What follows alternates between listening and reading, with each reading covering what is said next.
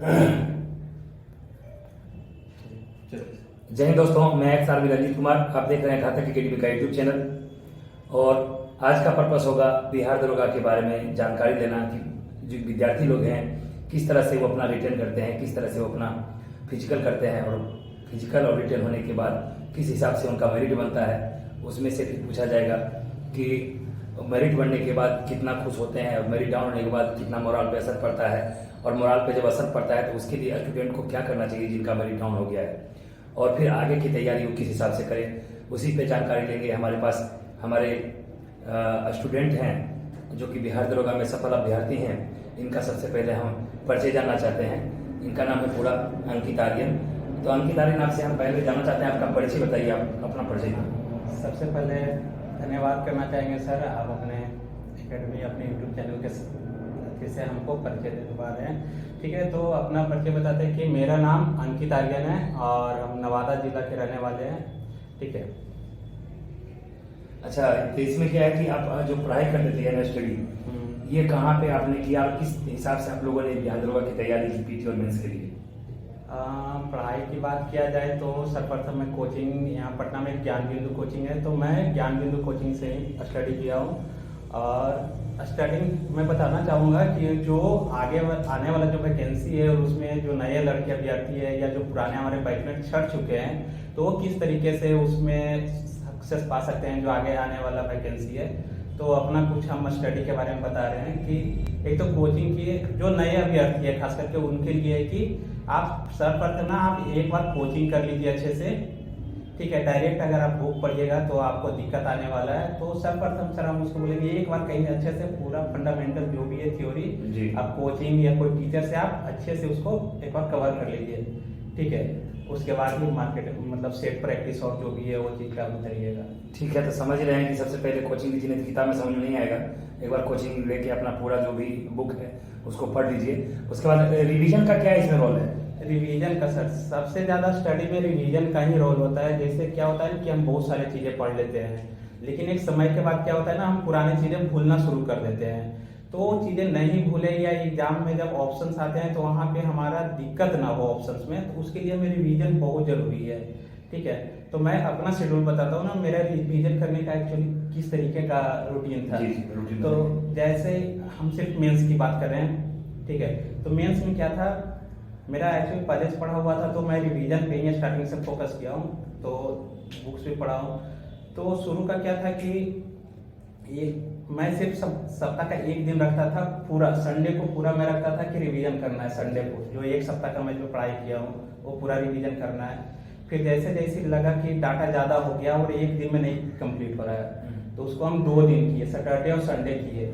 फिर 2 महीना जैसे भी था ना, लग रहा ज़्यादा डाटा हो गया, 2 दिन में भी रिवीजन मेरा नहीं हो पा रहा है सप्ताह में, तो हम 3 दिन कवर कर लिए उसको। ठीक है, फिर ऐसे आते गया, जैसे एग्जाम नजदीक बचा, मतलब 10 या 15 दिन बचा, तो हम इस स्थिति में आ गए थे कि हम 7 के 7 दिन रिवीजन पे चले। 7 दिन रिवीजन जो आपने पढ़ा पूरा ही, मतलब नया डाटा नहीं पढ़ रहे थे वहाँ पे, सिर्फ रिवीजन। इतना अच्छा रिवीजन स्ट्रॉन्ग था कि क्वेश्चन देखो उसका आंसर जवान दे दो, इस स्थिति में थे। अच्छा, एक चीज़ और पूछना चाहते हैं कि बहुत से देख रहे हैं सफल स्टूडेंट जो है कि यूट्यूब चैनल बना के अपना जो चीज़ है जो उन्होंने किया है तैयारी, वो चीज़ बच्चों में दे रहे हैं कि ये करने से आपका हो जाएगा। आप अपना कोई चैनल क्यों नहीं बनाए? सर एक छोटा सा चैनल है, उसका नाम भी हम देना चाहेंगे कि बैक वेंचर्स आर्यन है मेरा यूट्यूब चैनल। तो आप जाकर के सर्च कर सकते हैं बैक वेंचर्स आर्यन। जनरली मैं उस पर वीडियो आप ही लोग के लिए बनाया हूँ कि मेरा स्टडी क्या था, मेरा रूटीन क्या था, ठीक है, रिवीजन कैसे करते थे, तो उस पर सारे चीज़ें अवेलेबल है। और मैं यहाँ आप लोग को यहाँ से इनके माध्यम से भी आप लोग को मैं बता रहा हूँ कि किस तरीके से मैंने किया था, क्योंकि बहुत ही कर्मठ थे। और मैं देखा था कि जब ये फिजिकल के लिए आते थे तो पूरा जुनून के साथ आते थे हमेशा, और रेगुलरिटी इनके अंदर हमेशा था, कभी भी एब्सेंट नहीं करते थे, चाहे हाई जंप में हो, चाहे ये रनिंग में हो, चाहे शॉर्टपुट में हो। एक एक भाग मतलब अलग से करने की इनमें भी ऊर्जा होता था कि सबके दौड़ने के बाद भी सोचते थे कि मैं कुछ थोड़ा और एक्स्ट्रा कर लूँ। अब आते हैं सर फिजिकल के ऊपर। फिजिकल का क्या हिसाब किताब था? फिजिकल आपने कहाँ स्टार्ट किया था, और फिजिकल के बारे में बताइए। फिजिकल्स की बात करें तो देखिए, मैं एक्चुअली 2 बार, मैं लास्ट टाइम एक 2446 वैकेंसी आया था जिसमें हम मेरिट में छठे थे, वहाँ भी मेरा फिजिकल क्लियर हुआ था। ठीक है। और इस बार भी मेरा फिजिकल इस बार भी क्लियर हुआ है। तो हम स्टार्टिंग से लास्ट टाइम भी घातक में ही ज्वाइन किए थे, ठीक है। वहाँ सबसे इम्पोर्टेंट क्या है ना कि आपको फिजिकल पे इतना मतलब टाइम फोकस खास करके एक्सरसाइज पे किया जाता है कि आपका वेट अगर भी ज़्यादा है ना तो वो कम हो जाएगा, उसके लिए नो टेंशन है, आप आराम से आइए, ठीक है। घातक में फिजिकल, ये घातक फिजिकल के लिए जाना जाता है और खास करके ये अपना फिजिकल डिसिप्लिन के लिए जाना जाता है। घातक डिसिप्लिन बहुत इंपॉर्टेंट होता है फिजिकल के टाइम पे। तो हम वो चीज़ मेंटेन कर रहे थे, सर के साथ रह करके जो भी दिक्कत होता था पैर उर में तो बताते थे, तो सर बताते थे किस तरीके से उसका सोल्यूशन है। तो घातक बेस्ट है मेरे लिए फिजिकल के लिए, और आप भी आइए कभी घातक में। जो डिसिप्लिन के बारे में आप बात कर रहे हैं, तो अपना जो बॉयज पार्टी आपका था या गर्ल्स टीम था, तो उसका क्या था मतलब तरीका करवाने का? देखिए गर्ल्स और बॉयज का भी यहाँ पे डिसिप्लिन बहुत मैटर कर रहा था। बॉयज के लिए सेपरेट सारे चीज थे, वो सर मेंटेन कर रहे थे। गर्ल्स पार्टी के लिए भी एक सर रखे थे ट्रेनर, तो वो गर्ल्स के लिए गर्ल्स की ट्रेनर थी, वो प्रॉपर ढंग से करवा रहे थे। तो डिसिप्लिन बहुत जरूरी होता है, या आप स्टडी करो, पर्सनल लाइफ हो या कहीं और भी फील्ड में, डिसिप्लिन इंपॉर्टेंट है सर। चलिए और बताइए, नए जो विद्यार्थी अभी वैकेंसी आने वाला है, कुछ दिनों में आएगा, चाहे फरवरी लास्ट में हो चाहे मार्च में हो, फिजिकल ये कब से शुरू करें? देखिए नए लोगों के लिए हम फिजिकल की बात करते हैं। जैसे इस बार क्या हुआ है ना, मैक्सिमम लोग जनरली फिजिकल में ही छटे हैं, ठीक है। बहुत कम लोग, और खास करके उन लोगों के लिए जो नए एकदम फ्रेशर्स है वो सबसे ज्यादा छटे हैं इस बार। तो हम तो बस ये नए लोगों से ये बोलना चाहेंगे कि जिनका मतलब ओवरवेट है वो थोड़ा थोड़ा रनिंग कीजिए, ठीक है। जिनका जुनून है कि हम वर्दी पहने और पुलिस में आए तो अभी से रनिंग कीजिए।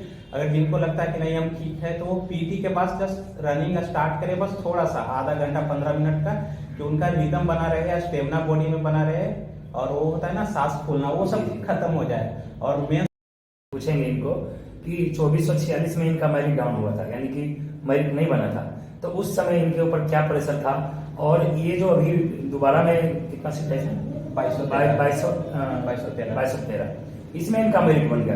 तो जब इनका मेरिट डाउन हुआ था तो इनके ऊपर कितना प्रेशर आया था, और जब अभी मेरिट बन गया है तो इनके में क्या बदलाव आया है? क्योंकि जिनका मेरिट अभी डाउन हुआ था इस बार, तो उनके ऊपर भी वही प्रेशर चल रहा होगा। तो उस प्रेशर को हटाने के लिए अंकित यादव को बोलेंगे कि ये उस प्रेशर को कैसे हटाएंगे। देखिए सर क्या हुआ था, लगभग 17 जून 2020 था शायद, ठीक है। उस समय 20 ही था ना, हाँ 20 या 21 शायद होगा, या 20 जो भी रहे याद नहीं। तो उस टाइम मेरिट हम चेक किए तो मेरा नहीं था नाम, बट रनिंग पीटी में सब कंप्लीट था, तो ठीक है। फिर उसके बाद जस्ट ऐसा लगा ना कि पैर के नीचे धरती खिसक गया है, कुछ बचा ही नहीं है लाइफ में, क्या चल रहा है नहीं चल रहा है। तो हम ज़्यादा कुछ सोचे नहीं, हम एक्चुअली रियल में जो लाइफ में चल रहा है उस पर बिलीव करते हैं। जस्ट आधा घंटा भी नहीं हुआ हम घर छोड़ दिए थे कि नहीं हमको नेक्स्ट फिर तैयारी करना है, कि मेरा फॉर्म फिलअप किया हुआ था और उसका पीटी का भी डेट भी था। तो हम डिप्रेशन तो हुआ, बट वहाँ से हम तुरंत घर से निकले और सेपरेट रहना चाहिए, अकेले, हमको कोई डिस्टर्ब करने वाला नहीं होना चाहिए। हम फिर से पूरा अपना 100% दिए, और जो गलती हमने किया था मेंस मतलब 2446 में की लगा था कि यहाँ गलती किए छोटा छोटा पॉइंट पे, वो सारे पॉइंट को हम क्लियर किए, कवर किए, और फाइनली हम 2213 में सिलेक्ट हुए इस सबसे। अच्छा, तो अब आप कैसा महसूस कर रहे हैं? छोड़ ही दिए?